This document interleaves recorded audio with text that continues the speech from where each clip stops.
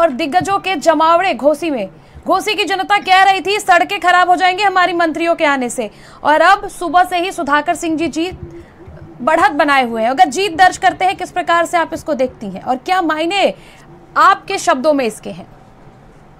हम जीत रहे हैं, जीत चुके हैं, और ये अखिलेश यादव जी के नेतृत्व, हमारे संगठन की मजबूती और हमारे सभी वरिष्ठ नेताओं, साथ ही घोसी के जनता का चुनाव था। घोसी की जनता चाहती थी कि जो उनका स्थानीय व्यक्ति हो और जो उनके लिए काम कर सके उसको वोट दी। ये बहुत स्पष्ट था। बाकी भारतीय जनता पार्टी के मंत्री वहां पर डेरा डाल रहे हैं, आचार संहिता का उल्लंघन कर रहे थे लगातार, तो ये तो उनको अपना आकलन करना पड़ेगा कि जनादेश का मजाक उड़ाने वालों को यदि वो अपने पार्टी में लेते हैं और केवल मुद्दों पर नहीं तंज करके बात करके चुनाव जीतना चाहते हैं, तो जनता उनको जवाब देगी। जनता काम करने के लिए अपना विधायक चुनती है, अपना सांसद चुनती है, और यही उनको करना भी पड़ेगा।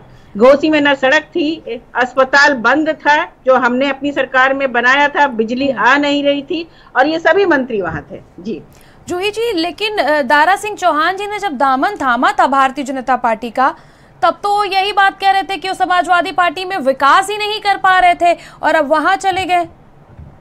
और देखिए दारा सिंह चौहान झूठ बोलते हैं। उन्होंने अवसरवादी नेता हैं, समाजवादी पार्टी के टिकट पर चुनाव लड़े, 1.5 साल तक वो विधानसभा गए भी नहीं, एक बार भी घोसी का मुद्दा नहीं उठाया। तो अगर वो इतने मजबूर हैं कि वो सत्ता के साथ न रहें तो वो विकास नहीं कर सकते हैं, तो ऐसे व्यक्ति को राजनीति से हट जाना चाहिए। हम विपक्ष पे हैं, हमारे कई मजबूत विधायक हैं जो पहले मंत्री रह चुके हैं, कैबिनेट मंत्री रह चुके हैं, और वो विधानसभा में अपनी बात उठाते हैं और जनता का काम करते हैं।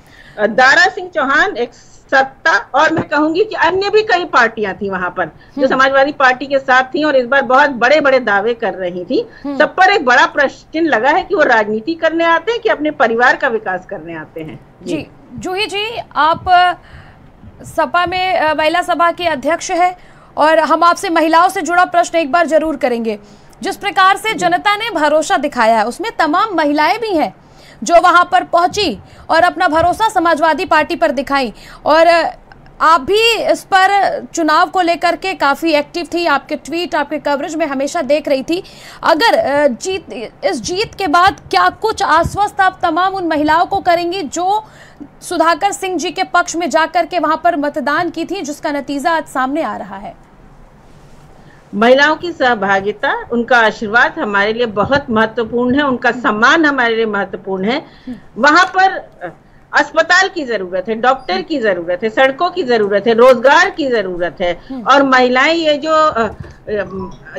बात करते हैं भारतीय जनता पार्टी वाले कि हम आपको फ्री राशन दे रहे हैं, ये भी पर्दा पूरी तरह उतर गया है।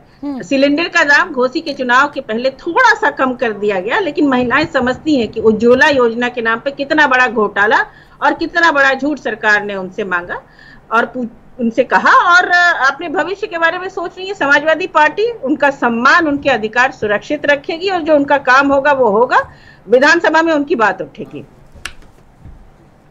और जूही जी, ये जो रिजल्ट आ रहा है, जिस प्रकार से लगातार बढ़त बनाए हुए, और जो आपके कैंडिडेट है सुधाकर सिंह, किस तरह से आप इसको देखती है? सपा किस प्रकार से इसको देखती है? अभी तक के नतीजे के जो बढ़त सपा बनाई हुई है।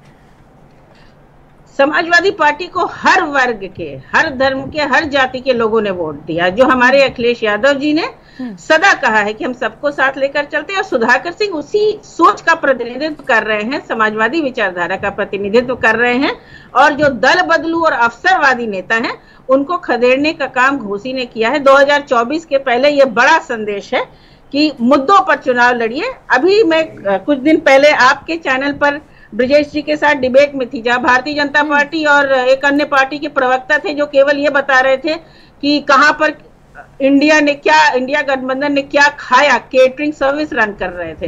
तो जनता के जनादेश का इस तरह मजाक उड़ाना। आपके पास आएंगे, और उस वक्त की बड़ी खबर सामने आ रही है भारत समाचार पर, बड़ी अपडेट, बड़ी खबर घोसी को लेकर के भारत समाचार